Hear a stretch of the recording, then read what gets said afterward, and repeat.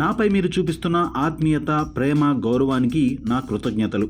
నన్ను కలుసుకోవాలని మీరు చూపిస్తున్న ఆసక్తిని, అభిమానాన్ని నేను అర్థం చేసుకున్నాను. దీనికి సంబంధించి త్వరలోనే మీతో ఒక సమావేశాన్ని ఏర్పాటు చేస్తానని యంగ్ టైగర్ ఎన్టీఆర్ వెల్లడించారు. ఈ సమావేశానికి సంబంధించిన అనుమతులు పోలీస్ డిపార్ట్మెంట్ అధికారులతో సమన్వయం చేసుకుని శాంతి భద్రతలకు ఎటువంటి సమస్యలు రాకుండా జాగ్రత్తలు తీసుకుంటున్నారు. ఇంత పెద్ద సమావేశం నిర్వహించాలంటే కొంత సమయం పడుతుంది. కావున అభిమానులందరూ ఓపికగా ఉండాలని కోరుతున్నాను. అంతేకాదు, నన్ను కలుసుకోవడానికి పాదయాత్రలు చేయకండి. మీ ఆనందంతో పాటు మీ సంక్షేమం కూడా నాకు చాలా ముఖ్యమని జూనియర్ ఎన్టీఆర్ ఒక ప్రకటనలో పేర్కొన్నారు. ఇకపోతే యంగ్ టైగర్ ఎన్టీఆర్ ఇటీవల నటించిన మూవీ దేవర.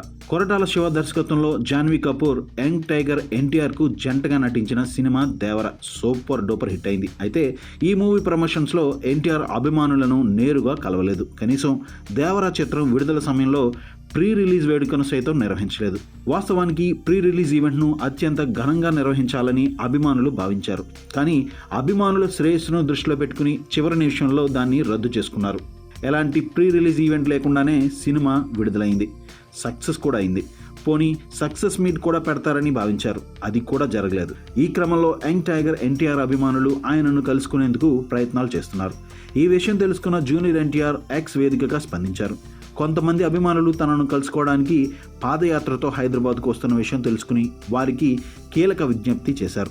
అభిమానులు ఎవరూ తనను కలుసుకునేందుకు పాదయాత్ర చేయవద్దని కోరారు. త్వరలోనే అభిమానులను కలుస్తానని, ఇందుకోసం తగిన ఏర్పాట్లు చేస్తున్నట్లు జూనియర్ ఎన్టీఆర్ ఒక ప్రకటన విడుదల చేశారు.